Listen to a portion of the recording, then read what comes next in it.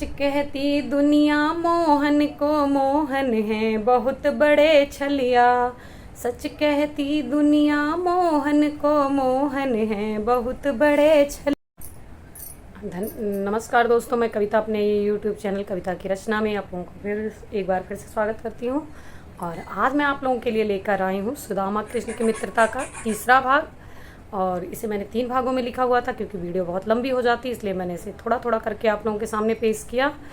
अब सुनिएगा third part में। अब जब श्री कृष्ण भगवान ने उन्हें कुछ दिया नहीं और विदा कर दिया, बस चावल और खा लिया, तो वो क्या सोचते हैं सुदामा जी, उस पे लिखी हुई है कि वो भारी मन से अपने घर को वापस आ रहे हैं। उसी पे ये कविता मैंने लिखी है थर्ड पार्ट में। नैनन नीर बहा के मोहन सुदामा का पग धोई दिया, 2 मुट्ठी चावल खाकर मोहन ने सुदामा को 2 लोक दिया।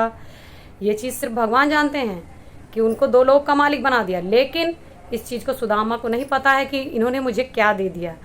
गले लगा कर मिले मोहन तब अपने मित्र को विदा किया। और कुछ उनको हाथ में देते नहीं हैं, उनके सामने अपने गले से लगाकर सिर्फ उनको विदा कर देते हैं। यही तो इसी पे सुदामा जी को लगता है कि इन्होंने तो कोई मदद मेरी की नहीं, पत्नी ज़बरदस्ती मुझे यहाँ तक भेज दी। उसके बाद क्या सोचते हुए निकलते हैं, भारी मन से चले सुदामा को सत्य अपने नारी ही। अपनी पत्नी को कोस रहे हैं कि उसके कहने पर मैं बेकार में यहाँ तक चलाया, राजा होते हुए भी इन्होंने मेरी कोई मदद नहीं की। ना मानी मोर कहा मुझे, ना मानी मोर कहा वो तो जबरदस्ती मोहे भेज दिया। ना कुछ दीना ना कुछ लीना। क्या कहते हैं अपने मन में, ना कुछ दीना ना कुछ लीना, बस गले अपने व लगाई लिया। जाई के काव कहब पत्नी से, मित्र ने मोहे कुछ नहीं दिया। बहुत परेशान है कि मैं अपनी पत्नी से बच्चों से जाकर क्या कहूँगा कि मेरे मित्र ने मेरी कोई मदद नहीं की। जाई के काव कहब पत्नी से, मित्र ने मेरी कुछ नहीं दिया। जाई के काव कहब हम पत्नी से, मित्र ने नहीं मुझे कुछ दिया। ई सब सोचत जाई के पहुँचे, खोजन लगे अपनी झोपड़िया। यहीं कहूँ रही मोर झपड़िया, जाई के वो गंवाई दिया। कह रहे हैं कि यहीं कहीं तो मेरी झोपड़ी थी और वो भी मैं वहाँ गया क्या, वो भी गायब हो गई। बच्चे भी नहीं दिख रहे हैं, पत्नी भी नहीं दिख रही है। तो अगर मैं वहाँ गया तो क्या मैं इतना नुकसान हो गया मेरा, मैं नहीं समझ पा रहा हूँ। भीतर झोपड़ी के जगह है राजमहल बना, और बनी है ऊंची अटरियाँ।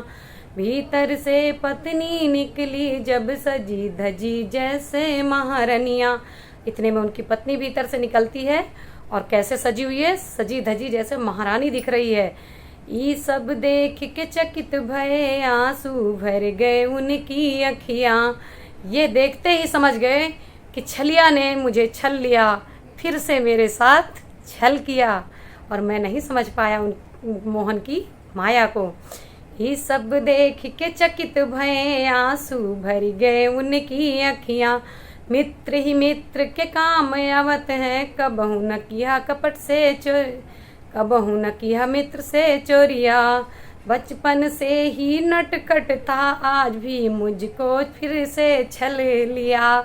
कह रहे हैं बचपन से ही नटखट था, छलिया था, और आज भी मेरे साथ उसने छल कर दिया। बचपन से ही नटखट था, आज फिर मुझको उसने छल ही लिया।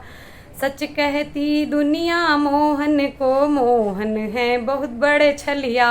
सच कहती है दुनिया मोहन को मोहन है बहुत बड़े छलिया।